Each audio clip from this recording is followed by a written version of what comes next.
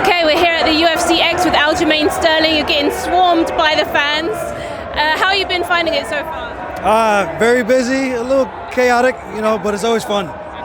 And we've obviously heard that you're going to be fighting in Shanghai in the co-main event against Brian Ortega. What do you make about that matchup? It's the one I've been calling for when I did make my featherweight debut. It's going to be a fun fight, man. It's two high-level grapplers, two guys that fought for the belt, and may the best man win. It's going to be a fun one. I don't know if it's going to be striking, I don't know if it's going to be grappling, but it's going to be a good scrap. What do you think about going to Shanghai? This will be my second time. I think they saw my pictures and was like, you know what, let's send Aljo over there. But it's all right. I love the PI over there. It's a really nice spot. So probably get out there a couple days early and just try to get acclimated to the time zone change. And like you said, two high-level grapplers. How do you think that plays out on the night? I'm just going to feel it out. Take the fight wherever it goes. Start standing and go from there. And you're both going to be obviously eager to get back in the win column. Does that give you extra motivation or pressure going in there? No, I don't think about the wins and losses anymore. For me, it's just about the performance. If I have a good performance, that usually means I get my hand raised. So focus on that, making sure I show up, I'm in the right headspace, and I actually want to be in there. I haven't competed in a while. I've been wanting to fight for some time now since the Mozart fight. Finally got something on the books. So I'm just excited to get back out there and try my best to put on a good show. How have you been using that time away? Have you been working on anything in particular? Yes, I got some different things we've been working on, just trying to evolve, not stay the same. So every time I show up in there, it makes it a little bit harder for my opponent to figure me out.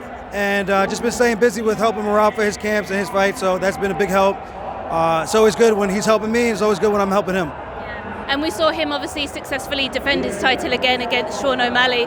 What did you make about that fight? It was a storm coming, waiting to happen, and Merab's just on a tear right now. I told him the only person who I can see beating him is himself, so he just got to continue to do what he's doing, keep getting better, making these little improvements with his game, and it's going to be hard to catch for these guys. Yeah. And it looks like Corey Sandhagen is next for him. How do you think he does against Corey? I think relatively the same.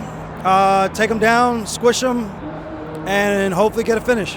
And I think that's the main thing that we've been working on with him. Just, hey, we got to these power positions. Let's try to use it and put some damage on these guys.